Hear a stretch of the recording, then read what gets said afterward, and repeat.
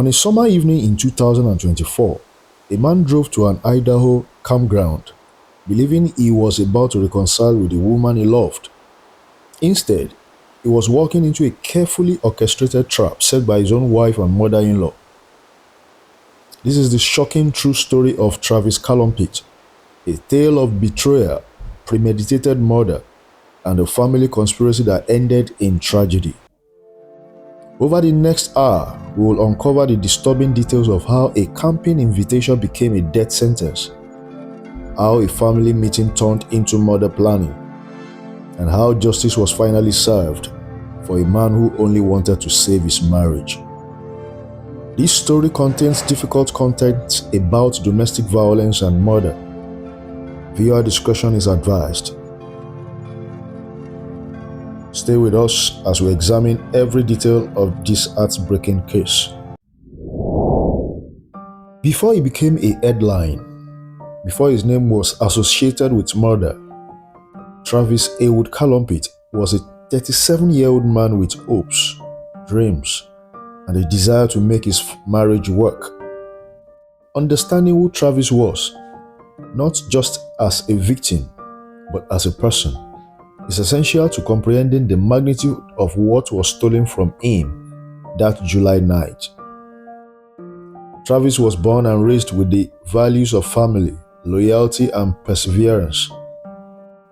Those close to him described him as someone who believed in second chances, not just for others, but for himself and his relationships. He was the kind of person who would help a stranger change a tire on the side of the road. The kind of person who remembered birthdays and showed up when he said he would. These details matter because they paint a picture of a real human being, someone's son, someone's friend, someone who deserved to grow old. Travis loved the outdoors, the mountains, the rivers, the open sky. These places gave him peace. Camping wasn't just a hobby. It was where he felt most alive. This love of nature is what made the invitation from Melissa seem so genuine, so hopeful. But more than anything, Travis believed in love. Despite a failed first marriage, despite the pain of divorce, he chose to believe that his relationship with Melissa could work. He chose hope over cynicism, reconciliation over resentment. In the weeks before his death, friends noticed Travis seemed optimistic. He talked about working things out with Melissa, about building a future together. He genuinely believed that their second marriage could succeed where the first had failed. Travis Calumpit was 37 years old when he died. He never got to see 38. Never got to fulfill those dreams of reconciliation. His life was cut short not by accident, not by illness, but by the deliberate actions of people he trusted, people he loved. As we continue this story, remember that Travis was more than a victim in a true crime case. He was a person who deserved better than the fate that awaited him at Martin Landing Campground. To understand how Travis' life ended, we must first understand his relationship with Melissa Calumpit, a relationship that spanned over a decade and followed a pattern of love, conflict, separation, and ultimately tragedy. Travis and Melissa first married in 2010. For 8 years, they built a life together, but behind closed doors, their relationship was troubled. Friends and family noticed signs of discord, arguments, period of separation, reconciliation that never quite resolved the underlying issues. In 2018, after 8 years of marriage, Travis and Melissa divorced. For many couples, this would be the end of the story. The relationship had run its course, and both parties would move on to build separate lives. But that's not what happened. In 2020, Travis and Melissa remarried. Whatever had driven them apart 2 years earlier, something pulled them back together. Perhaps it was love. Perhaps it was nostalgia. Perhaps It was the hope that this time would be different. But the problems that had plagued their first marriage hadn't disappeared. In fact, according to court documents and witness testimony, the issues had intensified. Second marriage showed signs of strain almost immediately. Melissa Calumpit, originally from Battle Mountain, Nevada, was 35 years old in July 2024. Those who knew her described a complex person, someone who could be loving one moment and volatile the next. The details of what drove her to murder would later emerge in court, but the warning signs were there long before that fatal camping trip. In the months before Travis' death, the relationship had reached a breaking point. There were discussions of another divorce. Travis wanted to work things out. Melissa had apparently made a different decision. The second marriage lasted roughly 4 years. But those 4 years were marked by a cycle that domestic violence experts recognize all too well. Conflict, temporary reconciliation, escalating tension, and ultimately, in this case, lethal violence. What Travis didn't know, couldn't have known, was that while he was hoping for reconciliation, his wife was planning something entirely different. The woman he loved, the woman he divorced and then remarried, the woman he was willing to fight for, had already decided he had to die. The next chapter of this story reveals how hope and manipulation collided in the most devastating way possible. A camping invitation that will seal Travis's fate. In early July 2024, Travis received a message that filled him with hope. It was from Melissa, an invitation to go camping together at Martin Landing, a scenic campground in Cayon County, Idaho. For Travis, this wasn't just about a camping trip. This was an olive branch, a signal that Melissa wanted to work on their marriage. He saw it as the beginning of their reconciliation, a chance to reconnect in a place where they both felt at peace, surrounded by nature, away from the stresses of daily life. Martin Landing is located along the Snake River in Cayon County, about 20 miles southwest of Caldwell, Idaho. It's a popular spot for camping, fishing, and boating during summer months. Remote enough to feel like an escape, but accessible enough for a weekend trip. For Melissa and her mother, Rosalie Morris, the location served a different purpose. It was isolated. It was far from Melissa's home in Battle Mountain, Nevada. And most importantly, it was the perfect place to commit murder without immediate witnesses. Travis began preparing for the trip with genuine excitement. He packed his camping gear, told friends about the upcoming weekend with Melissa, and expressed optimism that this could be a turning point in their marriage. Text messages recovered later showed Travis telling friends, "I think we are going to make this work." He had no idea that while he was packing camping equipment, Melissa was preparing for something much darker. The camping trip was scheduled for July 12, 2024. But on July 11, just one day before, something sinister was unfolding in Battle Mountain, Nevada. While Travis was looking forward to a romantic camping trip with his wife, Melissa and her family were gathering for a very different kind of meeting. A meeting where they would discuss, in chilling detail, how to get rid of Travis for good. The invitation wasn't an olive branch. It was bait in a trap. The camping trip wasn't about reconciliation. It was about creating the perfect opportunity for murder. Travis saw a future. Melissa saw an ending.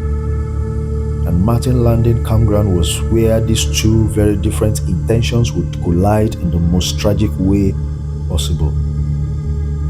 What happened in that house in Battle Mountain on July 11 would become key evidence in the murder trial, a family meeting that sealed Travis's fate. That's next. On July 11, 2024, exactly one day before Travis Calumpit would be murdered, a meeting took place in Battle Mountain, Nevada, that would prove to be the smoking gun in this case. At Melissa Calumpit's home, family members gathered. Among them was Melissa's mother, 59-year-old Rosalie Morris. According to testimony that would later be presented in court, this was no ordinary family gathering. The topic of conversation, according to investigator, was Travis, and specifically how to get rid of Travis for good. This wasn't a discussion about divorce. This wasn't about separation or restraining others. This was about murder. Let that sink in for a moment. A family sat around a table and discussed killing a man who had done nothing more than hope his marriage could be saved. Rosalie Morris wasn't just a passive participant. According to evidence presented at trial, she actively engaged in planning her son-in-law's murder. The bond between mother and daughter would prove strong enough that Rosalie was willing to become an accessory to murder. Prosecutors would later argue that this meeting constituted conspiracy, a deliberate, premeditated plan to commit murder. This wasn't a crime of passion. This wasn't a spontaneous act during an argument. This was calculated, cold-blooded murder planning. The timing is crucial. This meeting happened on July 11. Travis was murdered on July 12. That's less than 24 hours between planning and execution. It shows both premeditation and rapid action. The plan was simple but effective. Melissa would invite Travis to Martin Landing Campground under the pretense of reconciliation. Rosalie would accompany them. The remote location would provide the opportunity, and once Travis was dead, they would flee back to Nevada. What's particularly chilling about this family meeting is how it reveals the complete dehumanization of Travis. To the people in that room, he wasn't a person with feelings, hopes, and dreams. He was a problem to be eliminated. Domestic violence experts note that when family members conspire together in violence, it often indicates a pattern of manipulation and groupthink, where normal moral boundaries erode. One person's vendetta becomes the family's shared mission. We don't know every detail of what was discussed in that room, but we know enough. We know that on July 11, 2024, Travis Calumpit was still alive, still hopeful, still preparing for a camping trip with his wife. And we know that on that same day, his wife and mother-in-law were finalizing plans to ensure he would never come home. With the plan in place, all that remained was execution. The next chapter takes us to Martin Landing Campground, the place where premeditation became murder, where hope became horror, and where Travis Calumpit's life came to a violent end. On July 12, 2024, Travis Calumpit drove to Martin Landing Campground with anticipation in his heart. He was meeting Melissa, his wife, his second chance at love, a woman he believed wanted to save their marriage. Martin Landing is a Bureau of Land Management campground located along the Snake River in Cayon County, Idaho. During summer months, it's a popular destination for families, fishermen, and outdoor enthusiasts seeking an affordable getaway in nature. The campground features basic amenities, RV sites, tent camping areas, boat launch access, and bedroom facilities. It's rustic but well maintained, offering visitors a chance to disconnect from urban life and reconnect with nature. But on this particular July evening, Martin Landing would become something else entirely, a murder scene.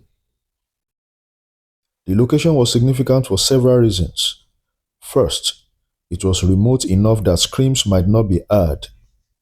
Second, it was far from Melissa's home in Nevada, creating a geographical distance from our normal routines. And third, it was a place where Travis would feel comfortable and unsuspecting. According to investigators, Travis, Melissa, and Rosalie arrived at the campground on the afternoon of July 12th. They selected a campsite, began setting up, and to any observer, they appeared to be a normal family enjoying a summer camping trip. Other campers at Martin Landing that day had no idea what was about to unfold. They were cooking dinner, playing with their children, setting up tents, ordinary camping activities. None of them realized they were sharing the campground with a murder waiting to happen.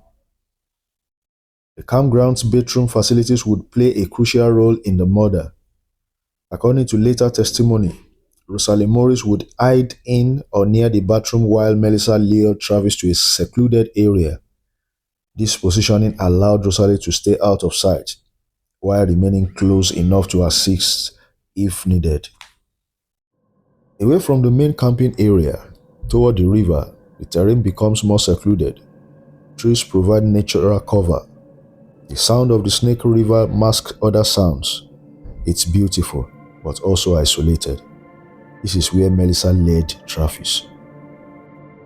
As the sun began to set on July 12, 2024, Travis Calumpit walked with his wife toward a quiet area of the campground. He may have been holding her hand. He may have been talking about their future. He certainly had no idea this would be his final moments. The campsite they set up together, tents, camping chairs, cooler, would remain largely untouched because what happened next would change everything. What occurred in those secluded woods is difficult to recount, but it's essential to understanding the calculated cruelty of this crime. Travis's final moments, his final question, and the heartbreaking response he received. That's next. Though we warn you, this next chapter contains the most difficult content in this story.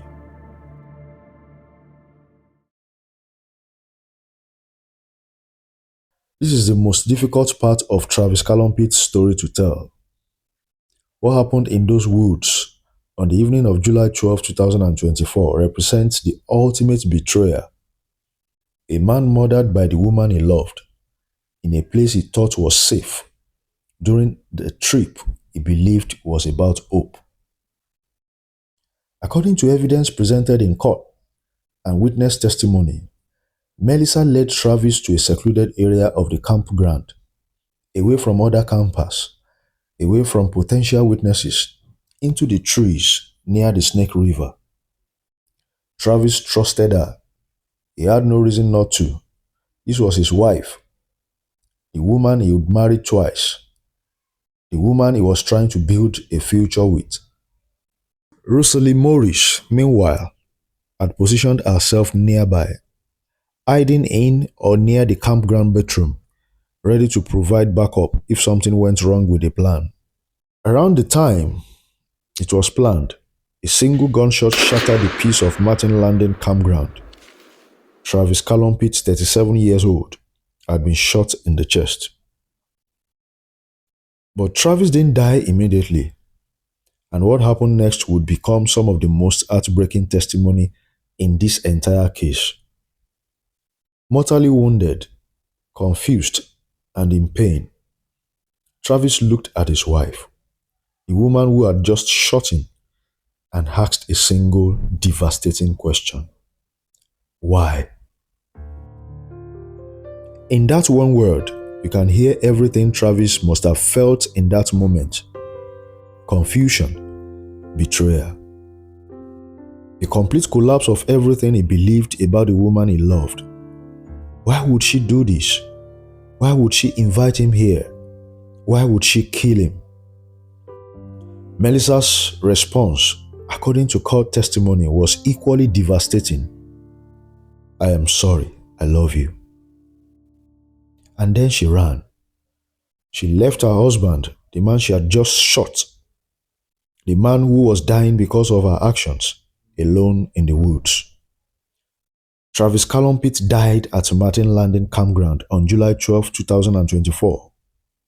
His final word was a question that would never be answered to his satisfaction. His final moments were spent alone, betrayed by the person he trusted most. When investigators later processed the scene, they found evidence of the shooting, Travis's body, and clear signs that the perpetrators had fled. The campsite they had set up together remained largely untouched. A tent that would never be slept in, camping chairs that would never be sat in again, plans that would never be realized. Domestic violence experts note that intimate partner homicide often follows escalating patterns of control and violence.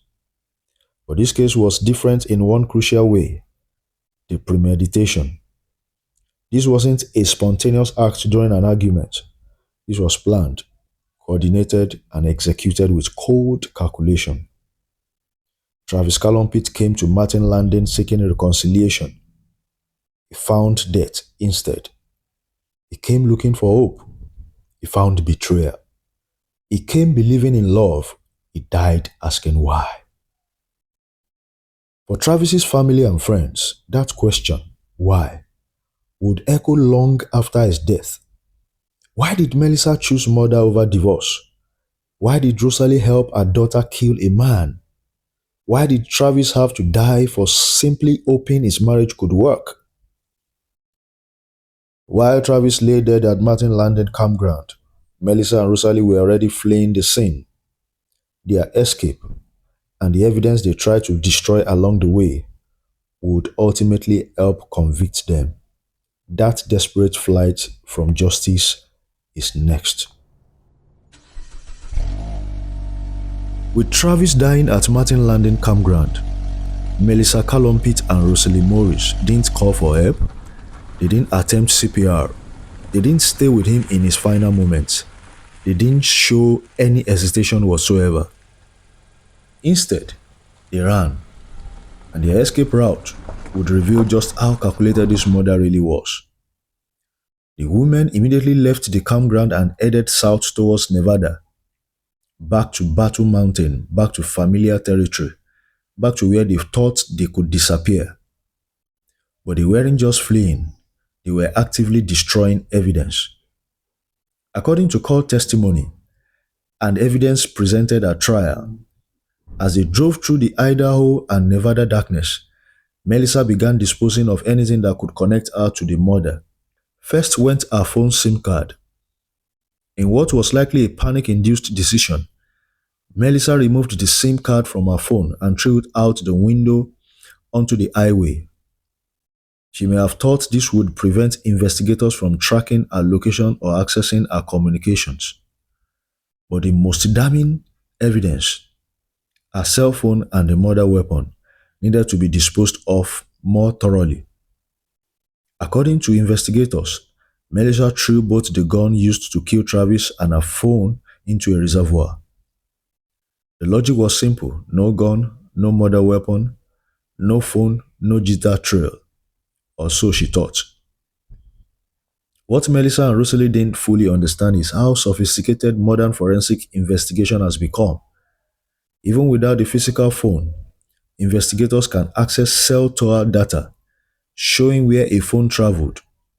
Even without the SIM card, communication records exist on service provider servers. And reservoirs, while deep, are not bottomless.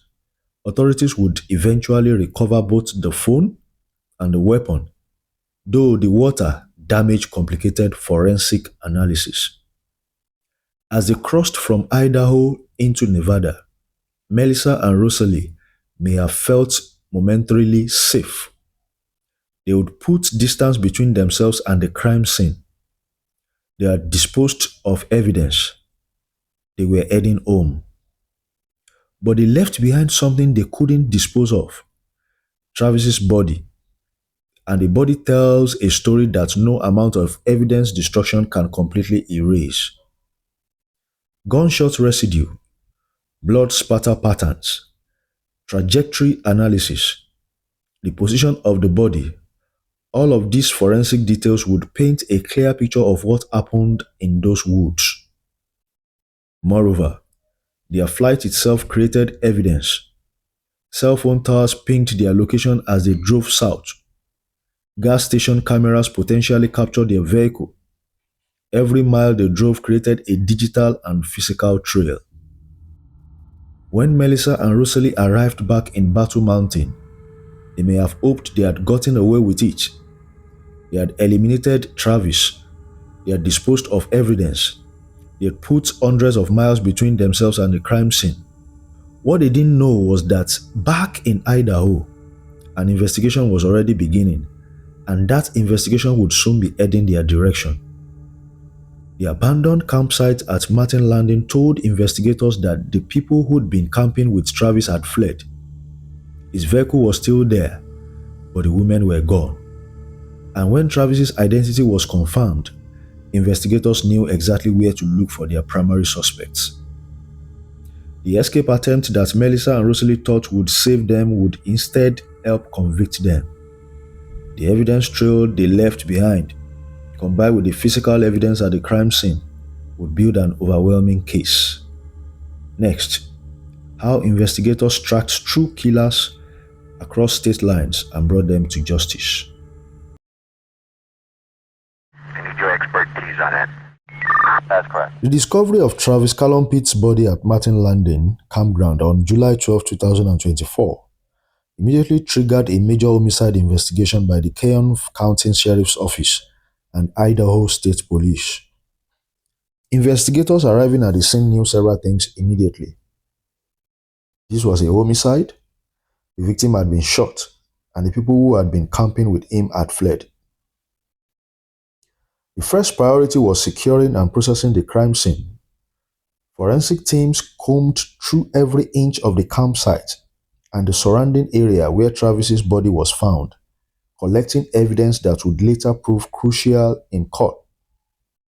Shelled casings, blood evidence, footprints, personal belongings, every detail was photographed, catalogued, and analyzed. The forensic evidence told a clear story. Travis had been shot at close range, and this was no accident.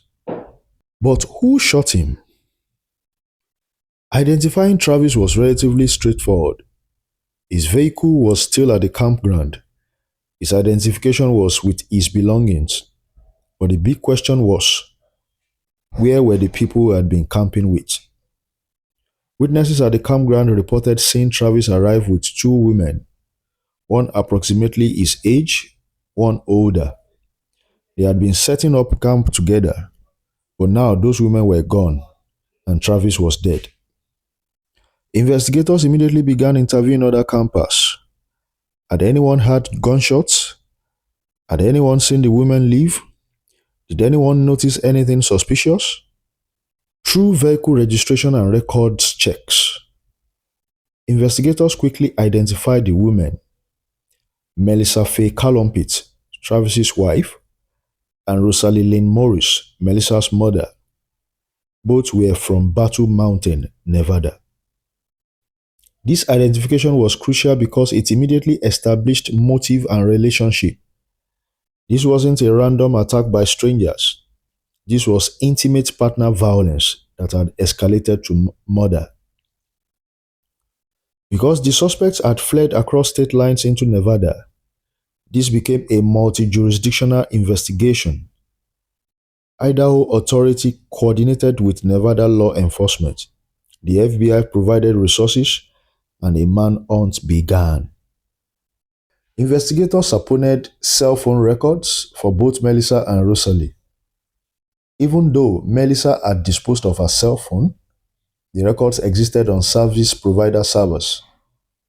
These records showed the woman's movement from Idaho to Nevada on the night of July 12. The cell tower data created a timeline. The women were at Martin Landing when Travis was killed. They left immediately after. They traveled south on Highway 95, crossing into Nevada. Their phones pinged towers all along the route until Melissa's phone went dark. presumably when she threw it into the reservoir. Investigators also gathered surveillance footage from gas stations, traffic cameras, and businesses along the likely escape route. While not every location had captured the women, enough did to corroborate the cell phone data.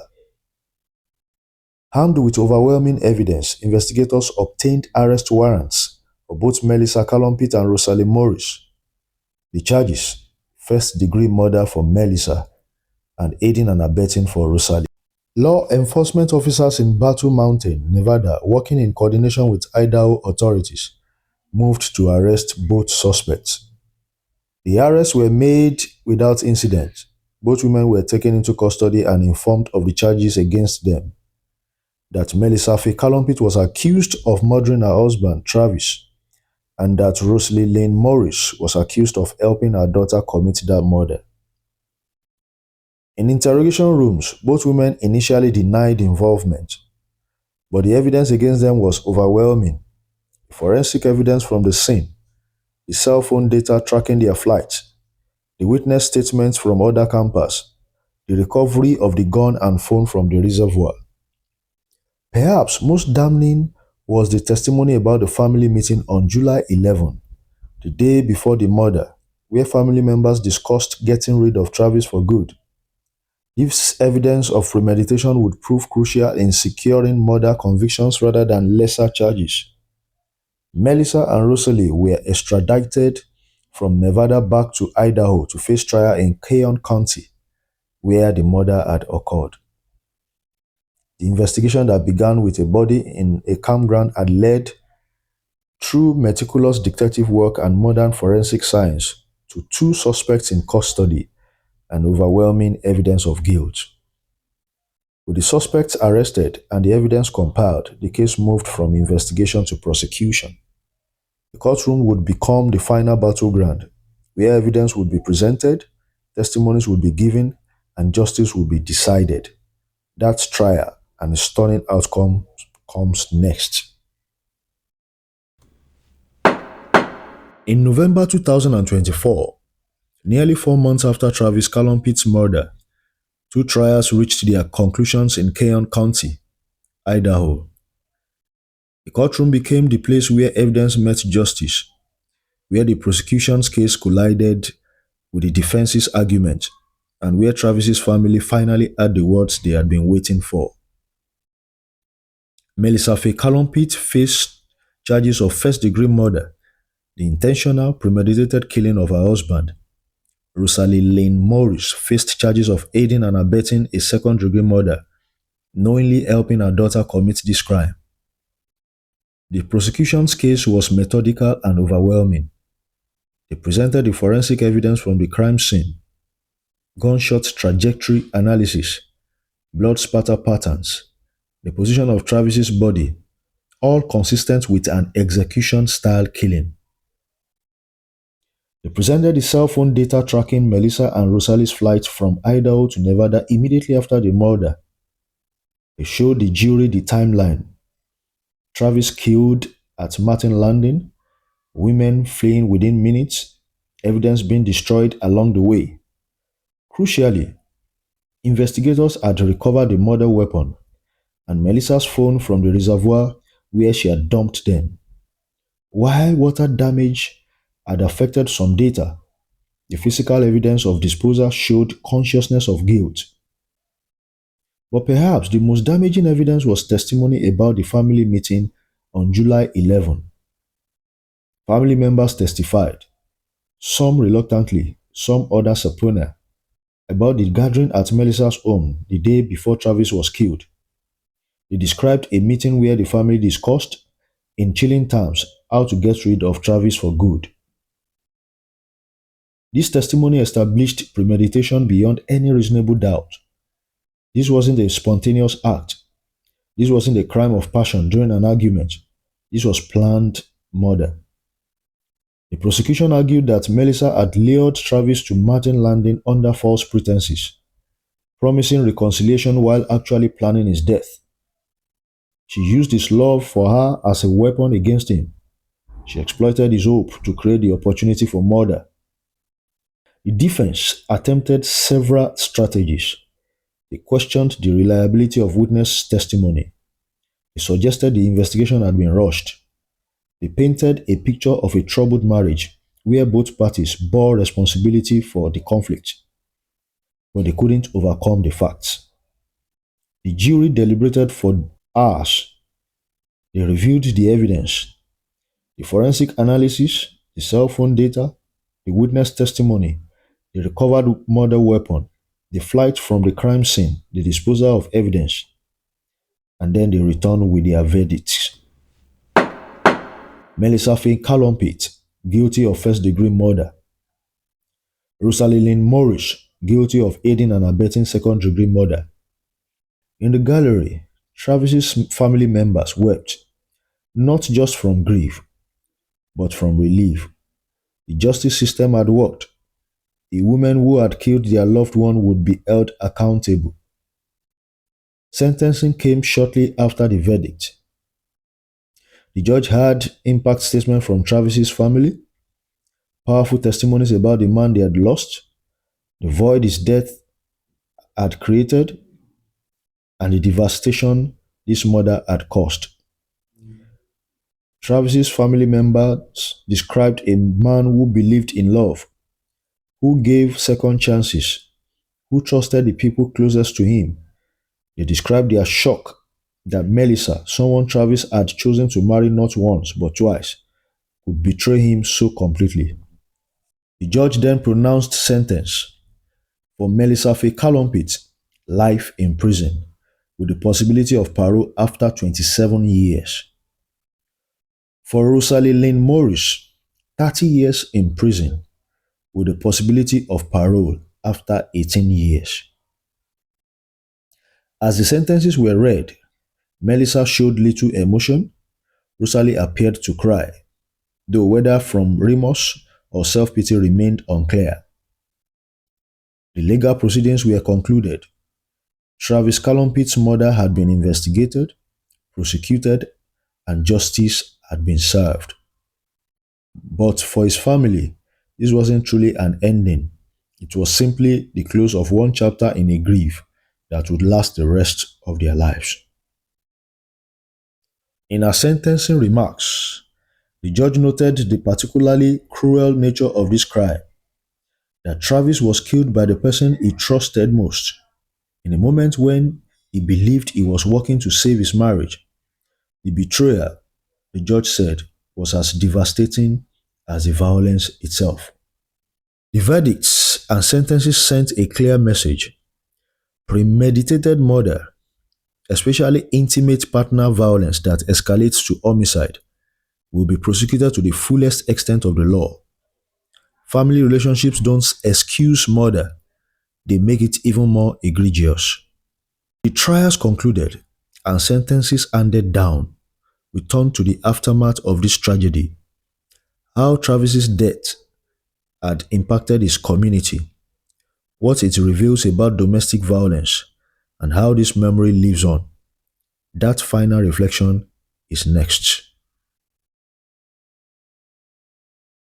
Travis Calumpit's murder exposed the deadly intersection of domestic conflict, family dysfunction, and premeditated violence. His death sent shockwaves through multiple communities, from Battle Mountain, Nevada, where Melissa and Rosalie lived, to Campground County, Idaho, where Travis took his last breath, to the broader community of people who followed this case and recognized the warning signs they had seen in their own lives. At Martin Landing Campground, where Travis was killed, visitors have left flowers, candles, and handwritten notes. The campground management installed a small memorial marker, not to glorify tragedy, but to remember a life lost and to remind visitors that domestic violence can follow people even to places of natural beauty. Travis's family and friends held memorial services where they celebrated his life, not as a victim, but as a son, a friend, a man who believed in love, even when that belief proved fatal. They shared memories of his kindness, his humor, his love of the outdoors, and his unwavering optimism about human nature. But Travis's death also sparked difficult conversations. Domestic violence advocates use this case as a teaching moment about the warning signs of escalating danger in relationships. While most domestic conflict never escalates to murder, certain patterns, obsession, attempts to control, threats, family involvement in conflicts can indicate heightened risk.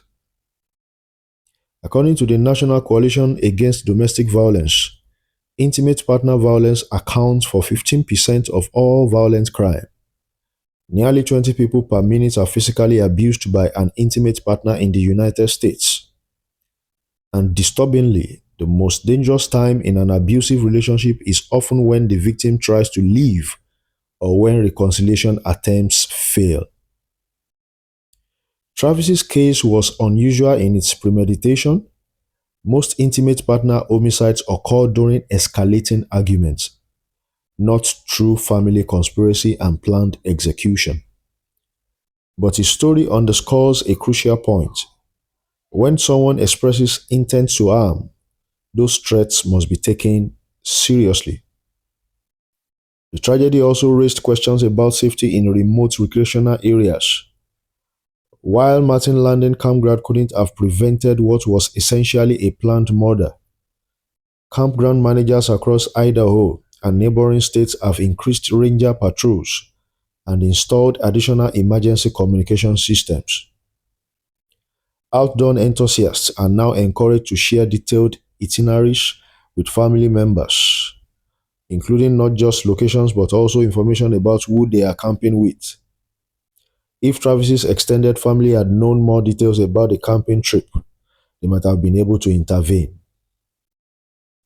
In Idaho's legislature, lawmakers have discussed measures to improve domestic violence intervention and prevention. While Melissa and Travis's relationship had a history of conflict, there's no evidence that law enforcement had been previously involved. Many domestic violence situations escalate in private, without official documentation that could trigger protective measures. Members of Travis's family have become advocates for domestic violence awareness. They speak at community events, sharing Travis's story not for sensationalism, but to help others recognize dangerous situations before they turn fatal. They emphasize several key messages. First, if you are in a relationship where you feel controlled, threatened, or afraid, reach out for help. Second, if someone you love is in a dangerous relationship, continue to offer support without judgment. Living abusive relationship is complex, and criticism can push victims deeper into isolation. Third, trust your instincts. Travis may have sensed something was wrong, but chose to believe in reconciliation. Your safety is more important than saving a relationship. And fourth, if someone makes threats or discusses harming another person, even in what might seem like venting or dark humor, take it seriously. The family meeting on July 11, where Melissa's family discussed getting rid of Travis for good, should have been a moment when someone said no. Someone called authorities, someone intervened. Travis Calumpit would have turned 38 shortly in the later months in 2024. He would have celebrated holidays with family, perhaps taken more camping trips, maybe eventually found genuine love with someone who valued his optimistic spirit. Instead, his life ended in an Idaho forest because the person he trusted most chose murder over honesty, violence over communication, and conspiracy over courage. Melissa Calumpit will be eligible for parole in 2051 when she's 62 years old. She would have spent 27 years in prison, nearly her entire middle age, for a crime that took minutes to commit but was rooted in months or years of festering resentment. Rosalie Morris will be eligible for parole in 2042 when she's 78 years old. She will have spent 18 years in prison for helping her daughter commit murder rather than helping her daughter find a healthier solution to a troubled marriage. Martin Landing Campground still operates today. Families still camp there. Children still play by the Snake River. Fishermen still cast their lines. Life continues as it must, even in places where tragedy has occurred.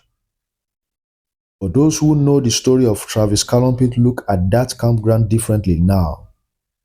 They see not just natural beauty, but a reminder that danger can exist anywhere, especially when it comes from people we trust. On the anniversary of Travis's death, his family returns to Idaho, not to Martin Landing, but to a peaceful overlook where they can see the landscape Travis loved. They light candles, share memories, and commit themselves to ensuring his death wasn't meaningless. They have established a fund in Travis's name that supports domestic violence prevention programs. They have partnered with outdoor recreation organizations to promote safety awareness.